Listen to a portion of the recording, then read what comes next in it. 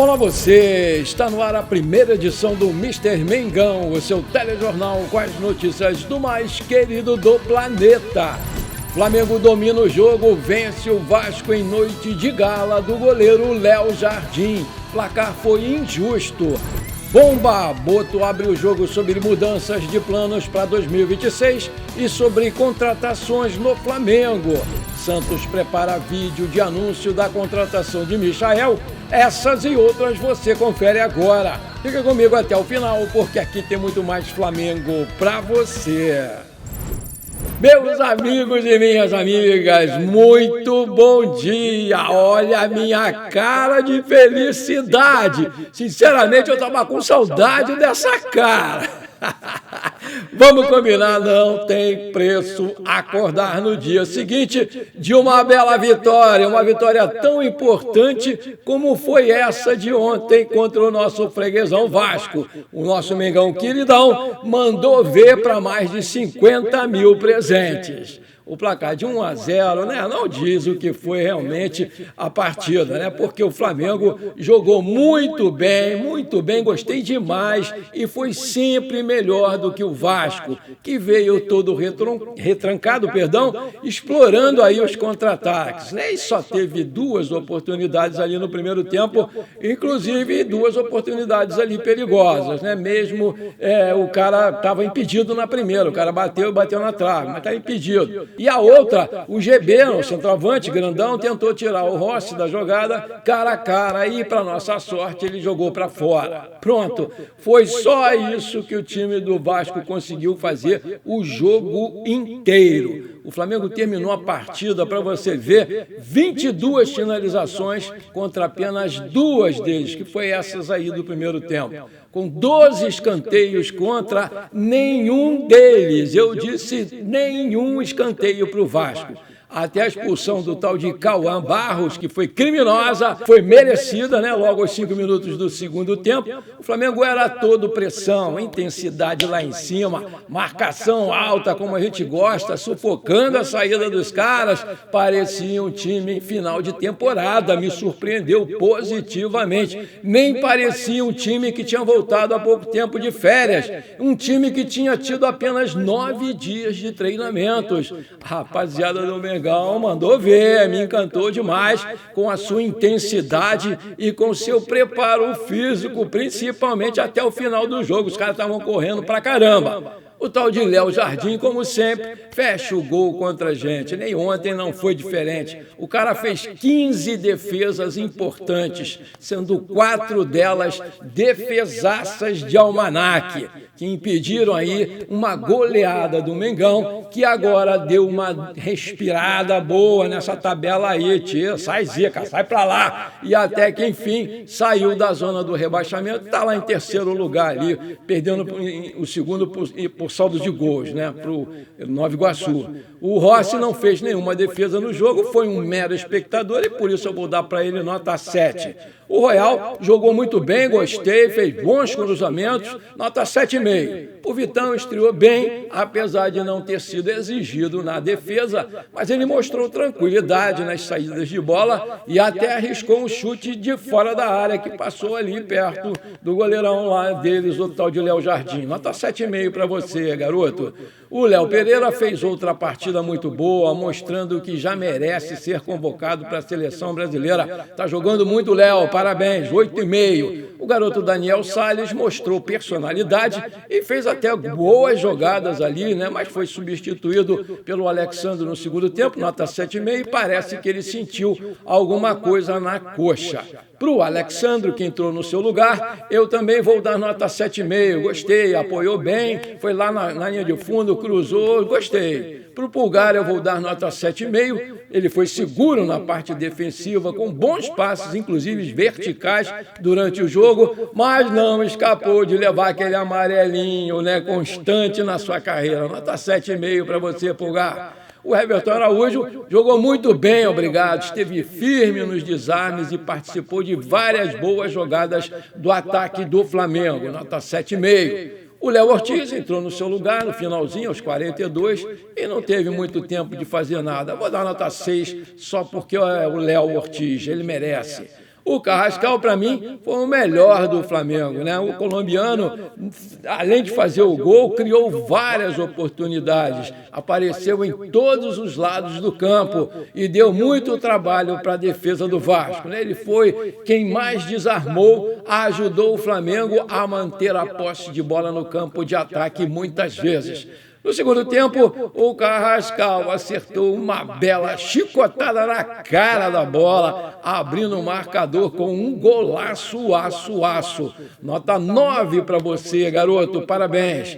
O Luiz Araújo entrou em seu lugar aos 25 do segundo tempo para dar novo fôlego, né, à pressão rubro-negra que não parava, era o tempo inteiro, era ataque contra defesa. E conseguiu. Terminou o jogo aí com 3 finalizações e criou perigo na bola parada. Quase. Nota 7,5 para o Luiz Araújo. O Plata começou muito bem o jogo, com finalizações e construções de chances.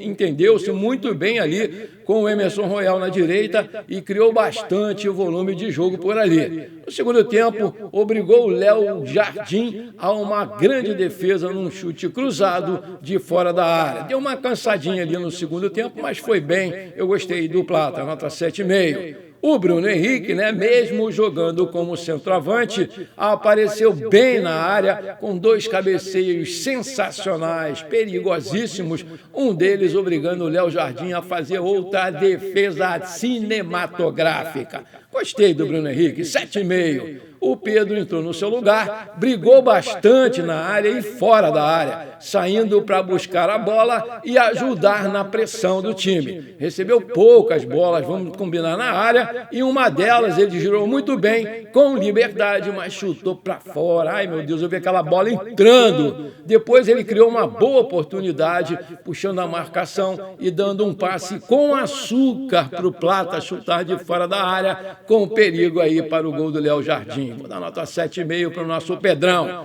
O Cebolinha, né? Gostei, incomodou bastante a defesa vascaína, movimentou-se muito bem o tempo inteiro e criou chances perigosas. Ele foi quem mais finalizou a gol ali, mas faltou acertar ali a pontaria. O capricho no chute é fundamental. Nota 7,5 para você, Cebola. Foi substituído pelo Samuel Lino, que entrou muito bem e fez um salseiro na defesa do Vasco ali pela esquerda.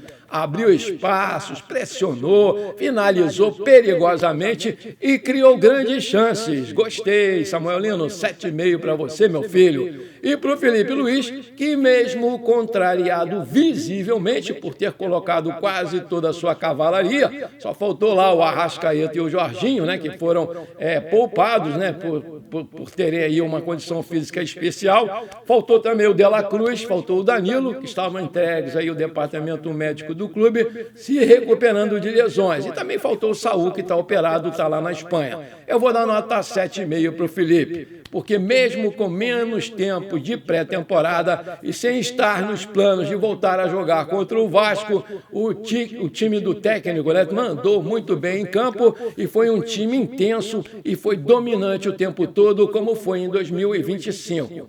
E para o time, eu vou dar nota 9, pela intensidade que me encantou do começo ao fim, pela vontade de tirar o Flamengo daquela situação vexatória, uma situação de rebaixamento, onde já se viu isso, um time com 39 cariocas, e principalmente, né, pessoal, pela parte física dos jogadores, que esteve acima da média, surpreendente, e por isso o time foi tão intenso e tão avassalador contra um Vasco que soube sofrer os 90 minutos. Vamos ser dignos, né? O Vasco pelo menos jogou limpo. O placar, na minha visão, foi injusto. Para mim, o placar moral do jogo teria sido 4-0 Flamengo, no mínimo.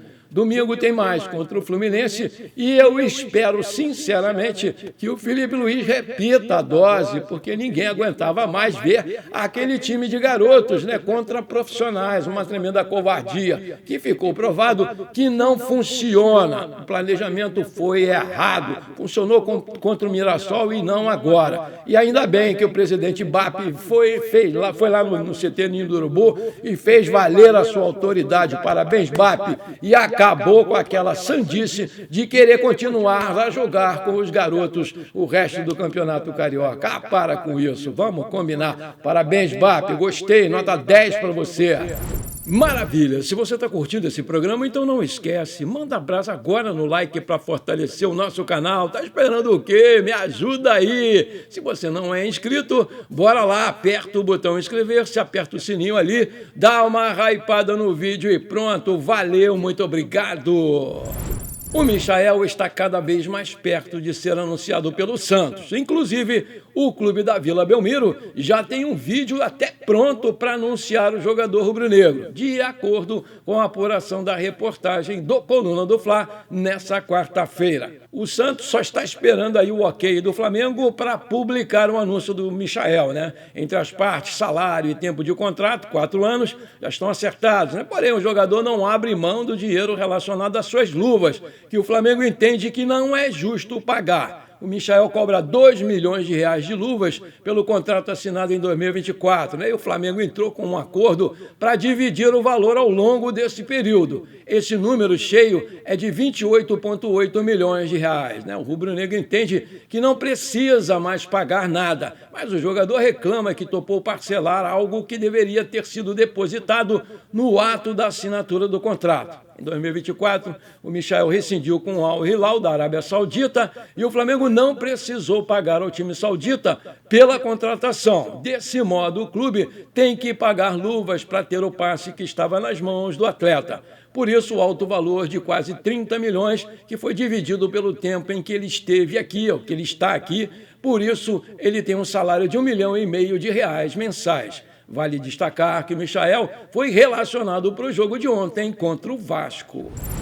O diretor de futebol do Flamengo, José Boto, deu uma entrevista exclusiva, muito boa, ontem para o Sport TV, antes da partida contra o Vasco. Explicou a mudança de planos e falou também sobre o mercado do Flamengo. Vamos dar uma ouvidinha nele aí, que é muito importante.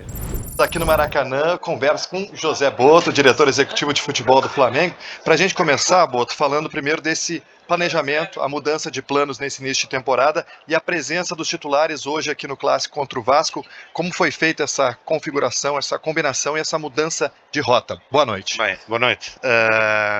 Um prazer estar aqui outra vez no Maracanã e falar sobre isso. É importante dizer que em 1 ano e 1 mês que eu estou no Flamengo, nunca o Presidente interferiu em qualquer decisão que tenha a ver com escalação de time, com forma de jogar, com plano de jogo, nunca. É preciso deixar isso claro, porque isso nunca se passou e não se passou agora. O que se passou foi, ele pediu-nos para mudar o planejamento que tínhamos, por razões institucionais, por a situação em que estava o Flamengo no Carioca. Nós tivemos algumas discussões sobre isso, e quando eu digo discussões não é ninguém andar a bater um no outro, é apresentar os prós e os contras. E foi decidido que tinha que se ajudar o clube no Carioca, mas nem sequer a decisão de vir o elenco profissional toda foi do Presidente, foi exclusiva do Departamento de Futebol. Perfeito, Boto. E olhando para os próximos jogos, tem Fla-Flu já no fim de semana, tem a estreia do Brasileirão na semana que vem, daqui a exatamente uma semana, depois Supercopa do Brasil. Agora, esse grupo titular entrou e segue para essas partidas, qual é o planejamento? O planejamento está feito, nós sabemos o que vamos fazer, mas não vamos divulgar. Não vamos divulgar por uma questão, não é contra os jornalistas, é para toda a gente ficar em dúvida do que é que nós vamos fazer. Toda a gente, os adversários. O quanto esse retorno mais cedo prejudica esse início de temporada do grupo profissional, prejudica o planejamento seu e do Felipe Luiz lá atrás quando planejaram essa pré-temporada? Bem, se vai prejudicar ou não, vamos ver, não é? Porque há muitas teorias de como é que se deve entrar em competição ou não. Eu posso-vos dizer que no final da temporada nós consultámos muitas outras equipas que passaram por situações destas, muitos times internacionais, inclusive o Paris Saint-Germain, e muitos tinham visões diferentes, portanto não é para nós factível o que é que se pode passar ou não. A única coisa que é verdade é que os jogadores não vão estar nas suas melhores condições, mas isso também não está a ninguém, não é? Perfeito. Vamos falar sobre mercado, novidades sobre Lucas Paquetá, como está a negociação junto ao West Ham. O jogador já disse sim, já mostrou todo o interesse de querer voltar ao Flamengo. Como é que está a negociação? Avançou nas últimas horas? Bem, é a primeira e a última vez que eu vou falar sobre o caso Paquetá.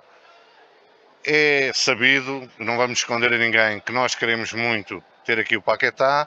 É sabido que o Paquetá quer muito vir para aqui, mas em todas as negociações há uma terceira parte. E há uma terceira parte que não está muito convencida em vender o Paquetá. Temos tido avanços significativos nessa questão. Agora, dizer que é uma operação muito difícil, uma operação, quando eu digo muito difícil, porque estamos a falar de valores e de jogadores de um patamar muito grande, em que vamos ter que ter alguma paciência, vamos ter que contar com a colaboração do West Ham, não é? De negociar com o West Ham, não é uma coisa como no Futebol Manager, eu quero o Paquetá, toma lá este dinheiro. Há muitas coisas envolvidas, porque não é exclusivo de um clube brasileiro pagar parcelado, todos os clubes no mundo pagam parcelado, há uma série de negociações e de tratativas que têm que ser feitas, que demoram o seu tempo, não no tempo que nós gostávamos, acho que o Paquetá estivesse já aqui, mas estamos a trabalhar e é isso que a gente pode prometer, é que estamos a trabalhar muito para que ele venha. Já foi enviada uma primeira proposta ao West Ham, ela já foi recusada, vai ser enviada uma nova proposta, e hoje o principal entrave é financeiro mesmo, Boto? Não, o principal entrave é financeiro. Estamos a falar de verbas muito altas, diz-se muita coisa aí, mas muita dela, ou 99%, não corresponde à verdade. Estamos a falar de verbas altas. É verdade que já baixámos essas verbas significativamente, mas há muita coisa, há formas de pagamento, há uma série de situações que não é só toma lá isto e dá cá o jogador, não é? E estamos, como eu disse, estamos a tentar uma contratação de um jogador que está no top, e que não é fácil, como é óbvio, não é fácil. Está bem? Hoje o senhor está otimista? Eu sou otimista por natureza. Tá? Mais uma pergunta aqui. Michael, como é que está a negociação com o Santos? É a chance grande desse jogador deixar o Flamengo? Existe um interesse, mas oficialmente não tenho nada. Perfeito. Já chegou o André, já chegou o Vitão. A busca pelo atacante continua? Dizer que nós não queremos um atacante. Queremos o atacante, que tem que ter determinadas características, tem que se enquadrar no perfil de jogo. Não é ter um atacante só por ter um atacante para ser o substituto do Pedro. É um atacante com características diferentes, e dizer que não é fácil encontrar esse atacante, e se não o encontrarmos, também não o vamos buscar só para dizer que temos um atacante. Está bem? Tá bem, muito obrigado. José Boto, diretor executivo de futebol do Flamengo, conversando com a gente aqui antes do clássico no Maracanã. Bom, por enquanto foi isso. Eu espero que você tenha gostado desse nosso programa. Muito obrigado de coração por você ter ficado comigo até aqui. Não esqueça de deixar aquele like maneiro e de dar uma hypada nesse programa, porque isso é muito importante para o nosso crescimento. Um forte abraço e bora ser feliz. Pra cima deles, Mengão!